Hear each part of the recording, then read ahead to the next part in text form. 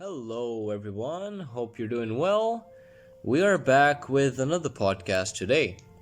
This is going to be the second part of eschatology because we believe that there is much more to talk about that we couldn't talk about in the last 30 minutes of our podcast. What do you think? Actually, the topic of eschatology is pretty long and very interesting to talk about. So we decided to do it in series. So I think like there could be maybe part three or maybe like not. So we'll try to cover that topic up in this episode.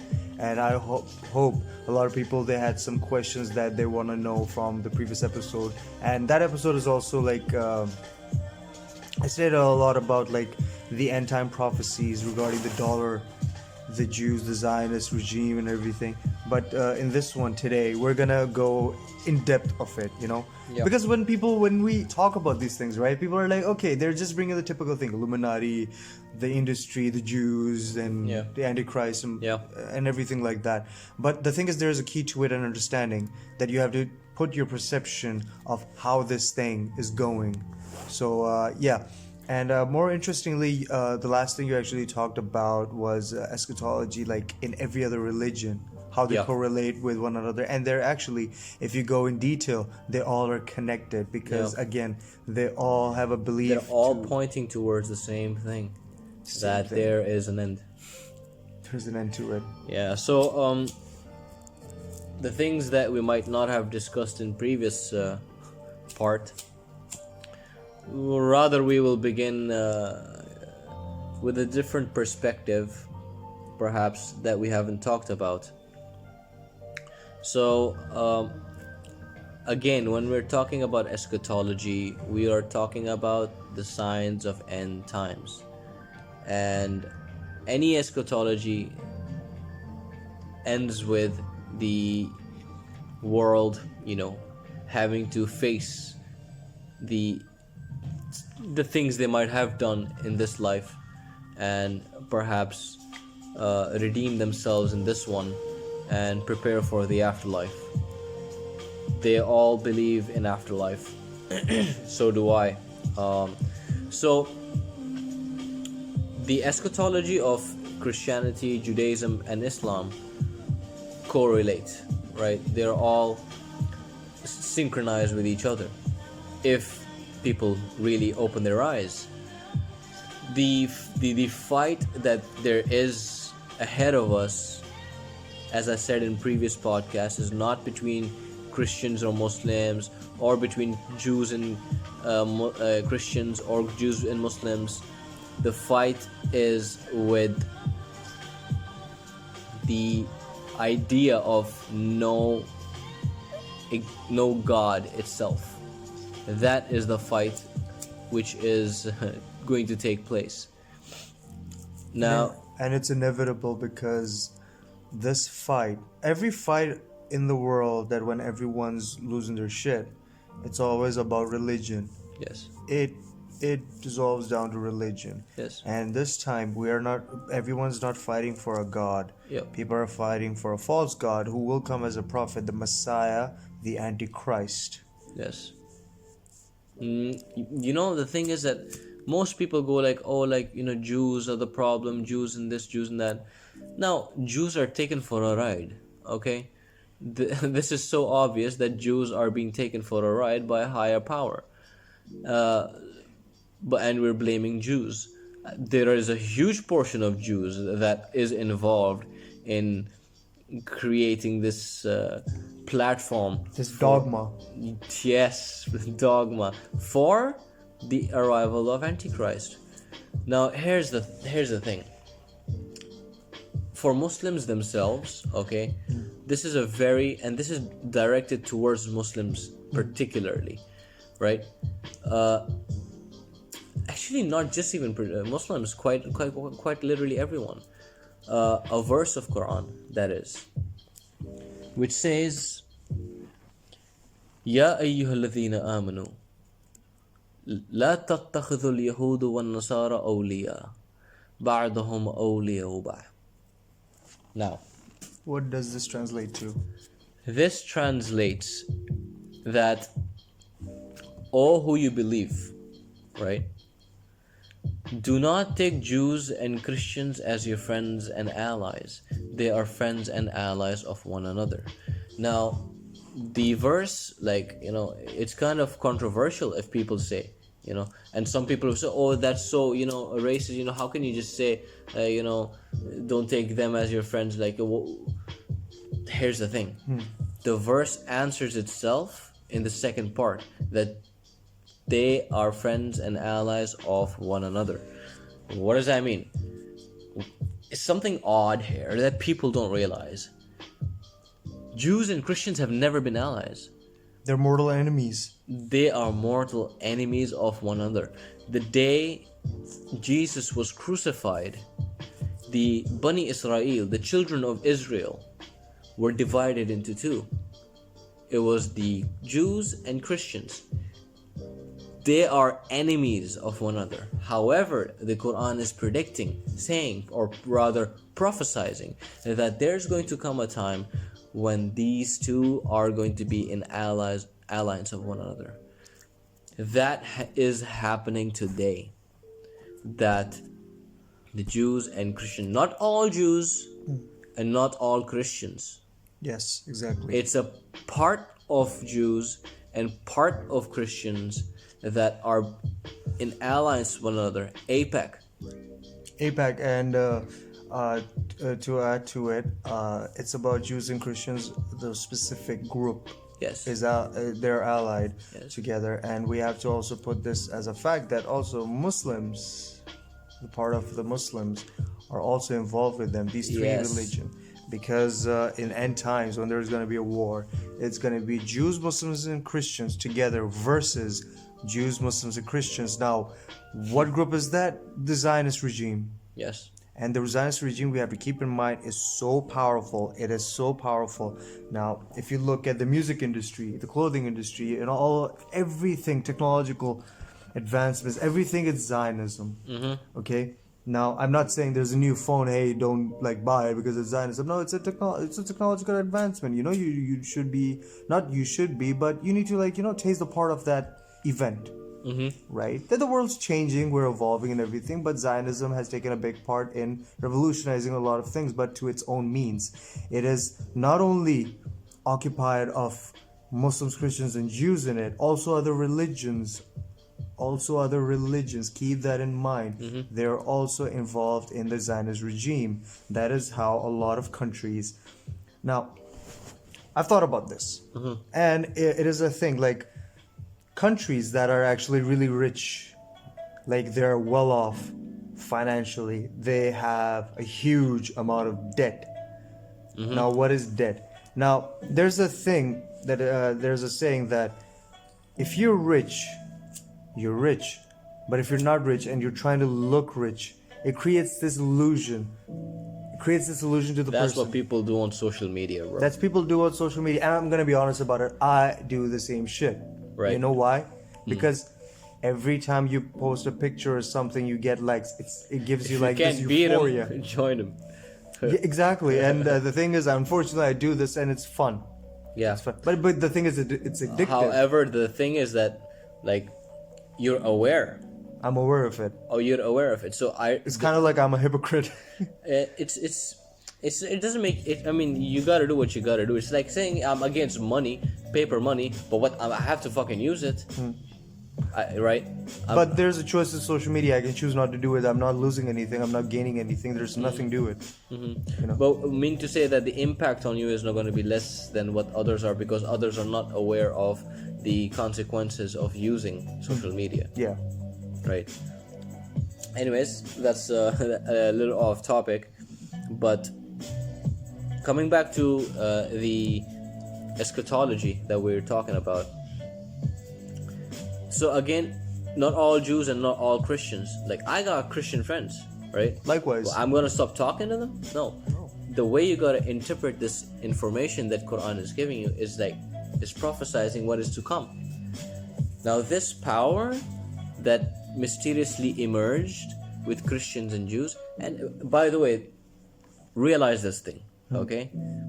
One of the scholars that I watch said that Is it Dr. Imran Imran Hussain? Hussein, yes, saying that it is Monkey Town there. Okay, what did he mean by Monkey Town? Is that, let's pick Russia for example. Like, okay, this is okay. We'll go a little further back to point out some key important events in history where Dajjal was born. Where did it begin? Where did it begin? So right after the crucifixion of Isa alayhi salam, Jesus, the Jews were, like, all Bani Israel was exiled. Get out of this land.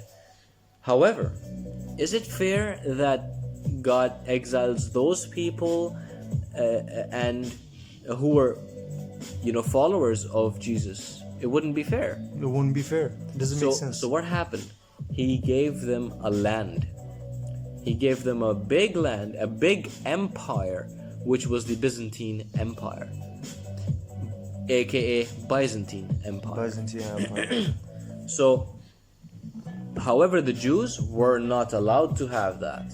2,000 years they have never had a country or a community of their own, right? So, actually not a community. They were in groups and stuff, but never a country of their. Never, impossible. But Byzantine Empire was the law of Christians that was imposed in a beautiful way.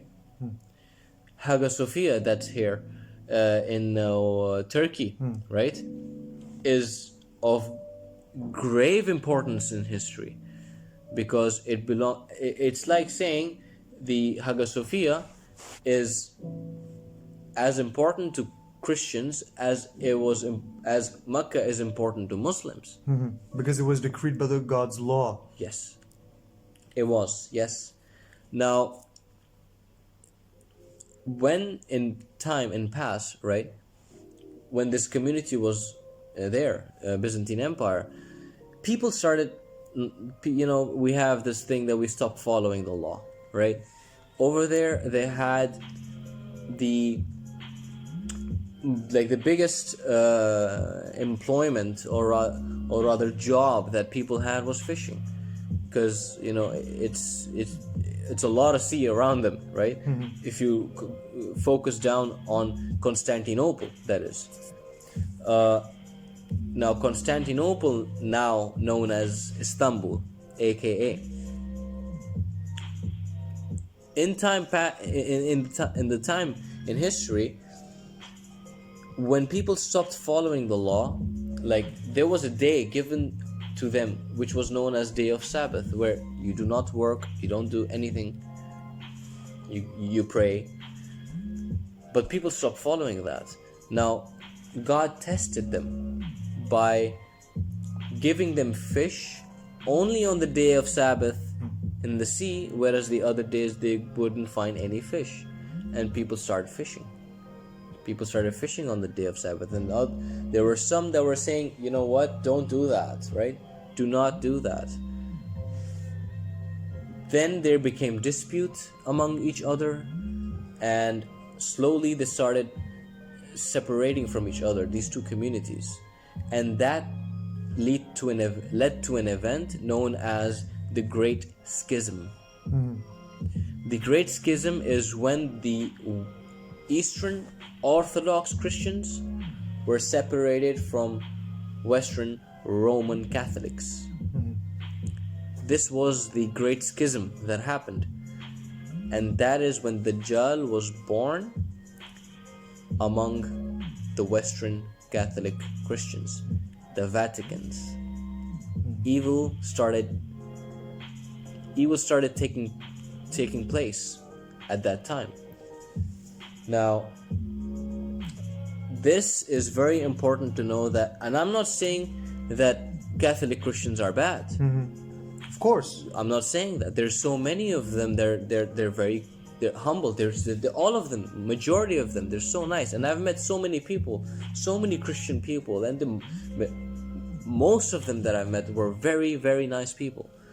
However, we're not talking about, the people. We're talking about the ones governments, ruling. the Yeah. ones ruling these things. There are very few people who are doing that. So in Quran, there's a part when God says to these people, be apes. And a lot of the Muslim community believes that God means, okay, be apes, they became apes. No, it's a metaphor. What is the metaphor of being apes? Is that an ape, and this is quoted from Imran Hussein as well,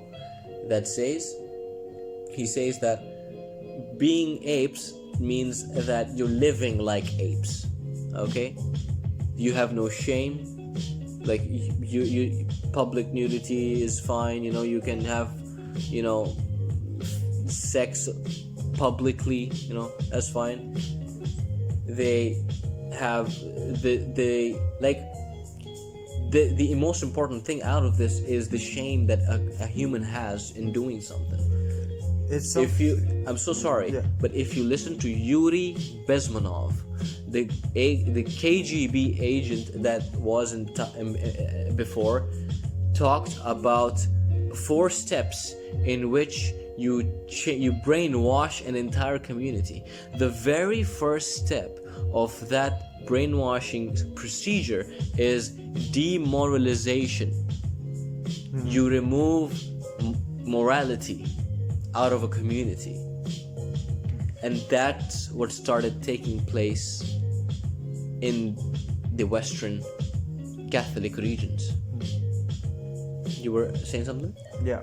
So the thing is that when God said be apes, and of course a lot of people, they just here's the thing.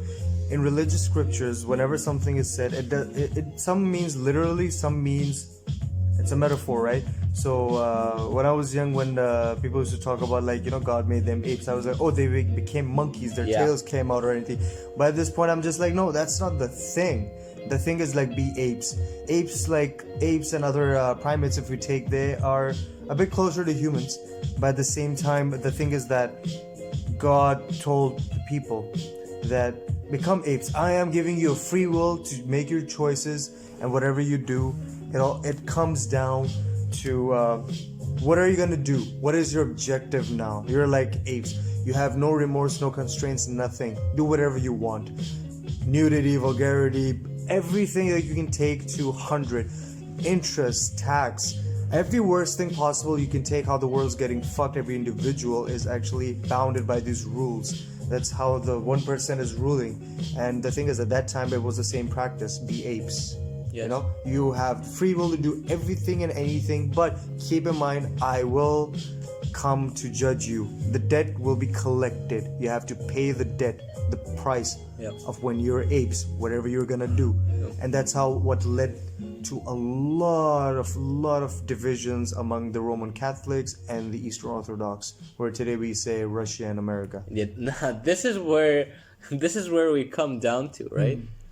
If Russia in a million years, with the law that they have now, if you don't change government, with the law they have, because they follow their religion now, from USSR they came back to their Orthodox roots. They came back. In a million years, they will never allow a man to marry another man with a marriage certificate. No, we can't. it is not going to happen. But that is completely fine in the West. I personally, people say homosexuality is a sin. I understand. I have nothing against gay people, to be honest. I've met gay people. They're chill. I know this one guy. He was a pretty chill guy, and he kind of invited me. He's called for Call of Duty. Now I'm pointing out that he's just inviting me alone or something like that. Yeah. But he's a pretty cool gamer actually, and I have nothing against them. But the thing what actually bothers me is that it's okay if you love a guy, fine. Yeah. But you have to keep in mind that this marriage, the point of marriage is to procreate. This is not gonna lead you to somewhere. But if you're happy, okay, cool, fine. But of course, when they have these huge parades or this and that, It's for me. It's just like it's disturbing. Why? Recently I came across not recently, like around last year I came around a picture of and someone posted and they said, I'm okay with homosexuality, I'm okay with it, but don't like market it to a huge scale. Like fine, it's okay, like okay, whatever, but why are you publicizing it to a point where you're trying to convince people? It's becoming a cult. Now, it shouldn't be a cult. It should be just an idea like, hey, if you like a guy, if a woman likes a woman, get married, fine, cool. If any time carry on. Sorry, I'm cutting you. The picture. Now, the picture was that there was this mom and her kids. They were just walking through the parade, and there was this guy. He was like holding an LGBT flag, but he was completely nude. His genitals were out in the open. Out in the open, like, you know, out of the open. I had to sort of God, I was just like, it's something out of it's a dick in a box, something like that. And the picture was like the kid was looking at a man, and I'm like, are you fucking kidding me? You're showing I think the kid was around like 5-6 years. Wow. A 6-year-old child is exposed to an adult male's genital right out in public, and there were women who were nude, their tits were out, and I'm just like, oh, for fuck's sake. Here's the thing, if you're doing it, fine, but hey, at least have some ethics and morals. I'm not gonna have for example, a straight parade where you know we're out with like men and women and we're naked, and it's disturbing. There are some events they do. They walk, you know, just naked down the street. This is a particular day in a country. I think it was Denmark. I think it was Denmark, but I'm not too sure about that. Regardless, so I've lost my train of thought that we were talking earlier.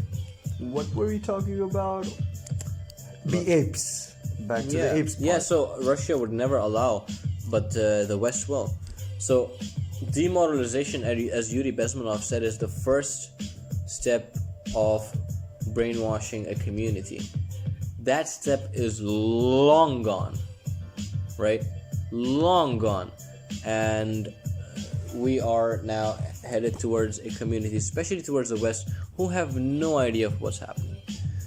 Well, perhaps we will make a third episode, because there's still much to say about this, since we are in fact 15 minutes over our time. But thanks for being here with us so far. And actually, no, we are not. We still have 8 minutes left. I was looking at the second clock. You're looking at the second clock. Yes. And you think about time's running out. Time's running out, literally. You know, one of the you speak of time, the hadith that says of Rasul that no, it is not in Arabic, but it is a translation. It does say that time, like, I don't know what it is in Arabic, I should know it. It says that time in the end times is going to move faster and faster. The month will feel like a year will feel like a month like a week like a day, and day like lighting a candle. Now, let's say if I take you and I just dump you in a farmland, okay? You have no technology, no mobile phone, nothing. How long is your day gonna be? A day is gonna feel like a month. It's gonna feel like it's a year long, because you are so used to waking up, warming your water in the kettle in 30 seconds. You want to contact someone, instant communication. You want to go to some place, sit in your car, drive there, 10-minute drive to a 20-kilometer distance, no problem. Everything we have around us is so fast that time is slipping away. Now you're gonna feel this the more as you go into a metropolitan city. Concrete jungle. This is one of the signs that's happening now. And you know, there's a lot of recommendation from a lot of people who are actually rich, saying that, listen, take a land, take a house, a property somewhere in the suburbs, somewhere far away, right, away from the city, and start building your life there, where you might have a farm, perhaps, energy supply, which is so easy to do now with the solar power, wind power. There's so many means of generating your own self-sufficient energy. You can have that. And also, when if there's this map that you can look at when of the world map, with the lights. Oh yeah, the nighttime, yeah. At the nighttime, you look at the world map and it shows you those areas where there's electricity. Basically, the lights are there. Stay away from those areas, because when World War happens, nukes are going to be dropped there. Because with the most population, you're going to disintegrate the entire area. You're going to level the playing field. It is. And see, the basic purpose out of that is because you want to hit them hard economically. You look at the explosion that happened in Beirut. It felt, the first time I saw it, I was like, who dropped a nuke? It felt like a fucking nuke, yes. A fucking nuke. And it had a huge blast radius. Yes, it did. The thing is that kind of explosion in a city like that is going to hurt so bad economically. It happened in Beirut. And on a port. On a port. Where you trade. So, the Chernobyl incident was one of the reasons of downfall of the Soviet Union. Nuclear energy was actually, do you know how the Chernobyl incident happened? Mm-hmm. It was basically a couple of nuclear engineers. They were, okay. So, in a company you work, you overdo your time. I'm aware of how it happened, though. Yeah, you get a bonus. They just wanted to do... Yes, the security, the pass of test, so that... they exceeded it. Yeah, I'm aware. But that was the downfall of USSR, and this might be the Beirut incident might be a downfall for Lebanon, because it hit them really hard. So when nukes eventually do drop, they're going to be dropped on those cities where it hits so hard economically to the country. So recommendations: stay away from there. Make your own land out of these metropolitan cities. It's the life that we have adapted to now with this all technology and our mobile phones and all that.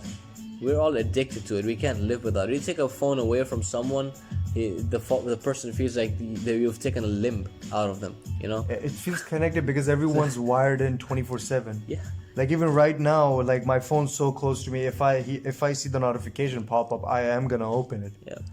So adapting to a lifestyle that is simple is not easy, but that is the lifestyle that will empower your inner eye. Once you get away from all these gadgets and all of this technology, you start realizing, you start connecting to the universe. So there are people who talk about The Secret. Have you heard about that? Like what secret? It's called The Secret, the book. It talks about universal energy. Like you ask from the universe and you will get it. Okay? Now, they're asking from an energy from the universe, and it's surprising. Some of that stuff is honestly really surprising.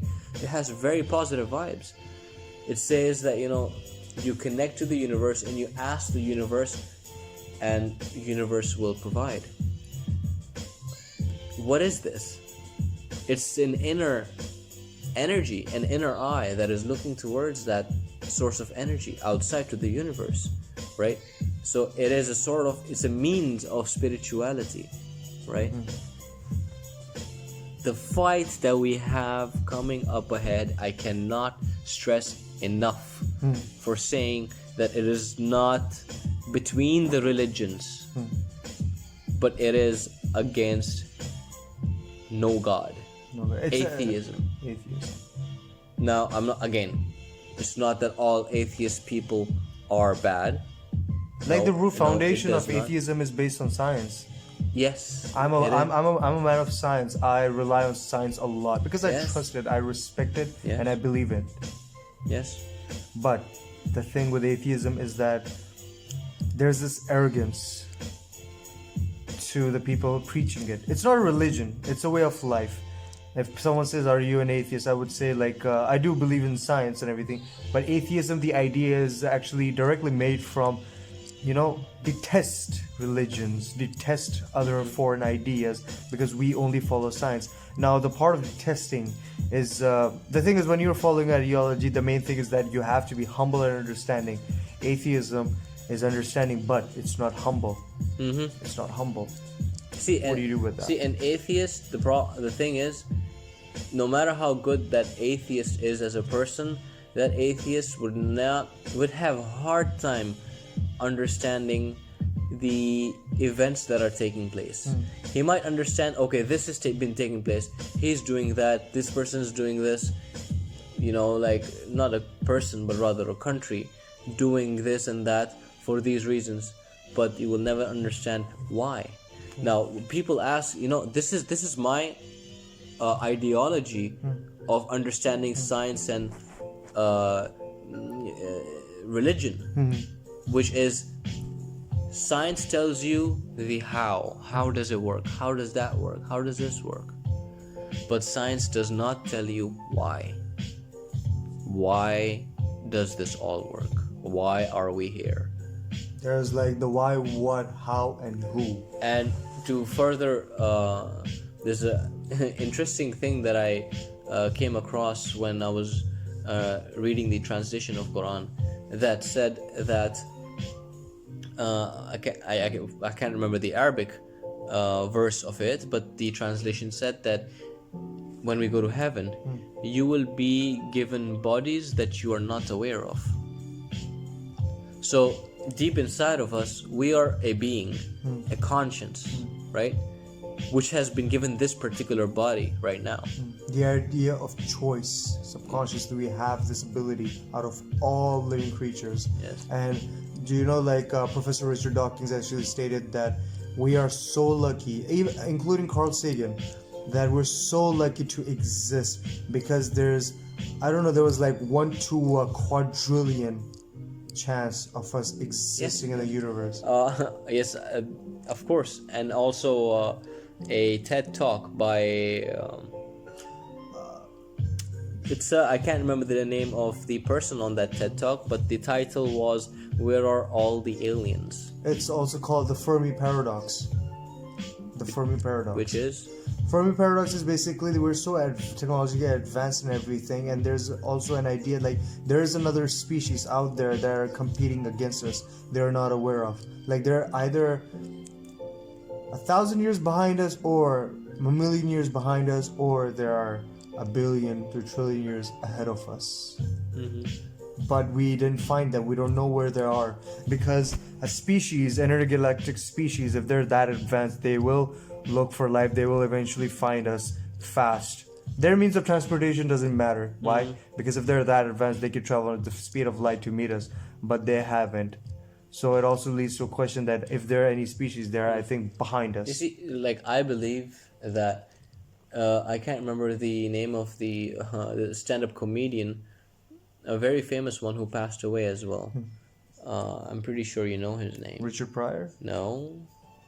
I think Carl.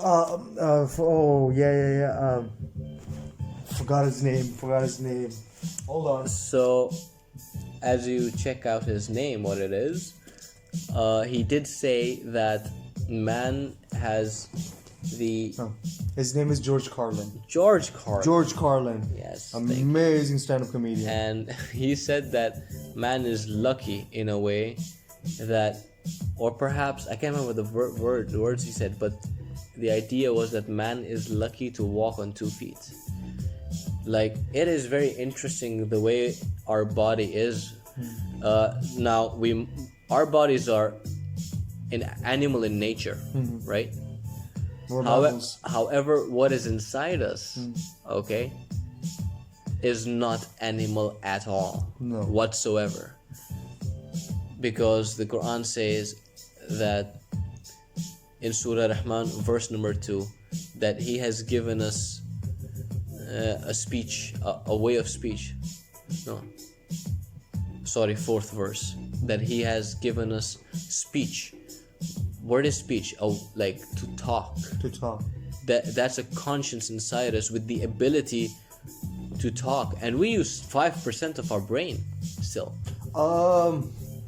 Some argue 2, some argue this, but it's really low. We use 100% of our brain, because if we use, let's just say, 5% of our brain, then the rest 95% will limit the function of our body, because 5% means like maybe it's just work in one function. We need the 100% of the brain to function correctly. But of course, what the thing you're saying is that I agree with it. 5% in a sense of decision making, conscious wise, how much are we aware? In that wise, we do use 5%, but that's 5% of a part of our mental capability. That's the thing, because for example, subconsciously we are aware, like, okay, I have to wake up in the morning, I have to eat breakfast, do this and that, and we're gonna be in a repetition of a loop.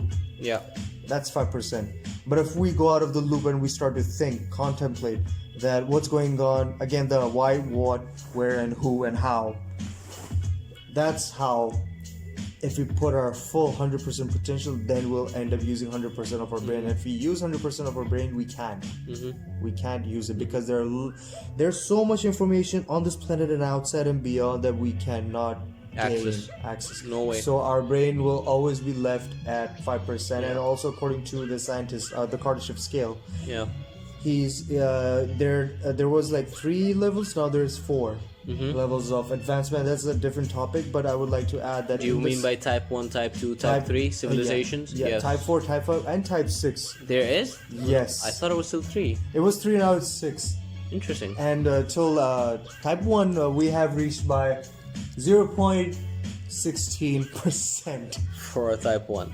He said that we can. And also, the thing is that, sorry if I'm going off topic, but I would like to end this, that we do think, like, from type 1 to type 2, it's going to take millions and billions of years. It's not going to take that, because when you reach one level, it also adds to speed of advancement. Why? The Industrial Revolution, how long did it take to happen? Industrial Revolution, I'd say about, like, how long ago, or how long did it take? Like, after the Industrial Revolution happened, how many years did it take for the world to adapt it, to revolutionize? I'm not sure I follow the timeline. Your drift. Okay. Now, in the Industrial Revolution, it happened. Now, of course, when a revolution happens and it gets a lead in the community, in a species as a whole, we get it. It takes time for us to evolve in it, advancing in it, For example, machines. We went from normal machines like, coal-powered trains to steam engines. And from steam engines to using gas and whatever. And now we are at stage of fully magnetized bullet trains that is also functioning in Japan. They're extremely fast and stable. Now that's Industrial Revolution. It took time. Now there was the technological revolution. Sorry. How long did that take? 10 years. 10 years. Like, let's just say 20 years. Less than 20 years, the world went from key-pressed phones to fully... I'd like to add an example to your point, that man took its first flight in 1903 by Wright brothers. It was, I think, a minute long, the flight. First flight man ever took, right? Successful flight. 1969, man was on the moon. That's 66 years. 66 years from flying for the very first time. That happened in 1969.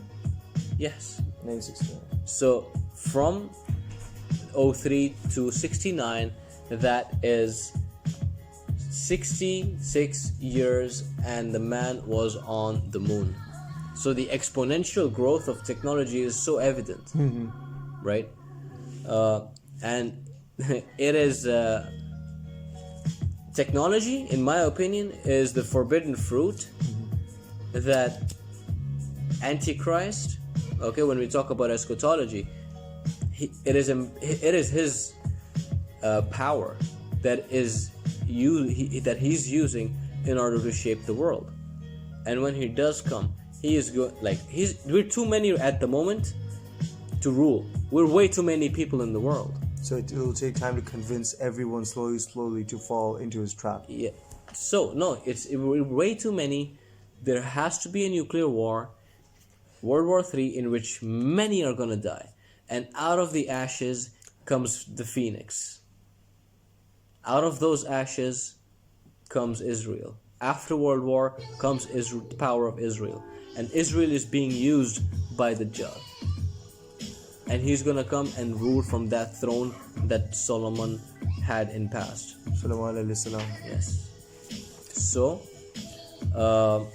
well, I think now we are definitely over time by significant time, 10 minutes. However, we shall end here today. Yeah, it was a really good run for episode 2, and of course there's going to be episode 3. I do feel that there is more to say about eschatology. Definitely, many things left out. But let's see. Maybe we'll take a break from this topic for the next one, and maybe the one after. So, you guys have a very good day or evening whenever you are listening to this, and stay safe. Yeah, and I'll see you guys in the next episode. Take care.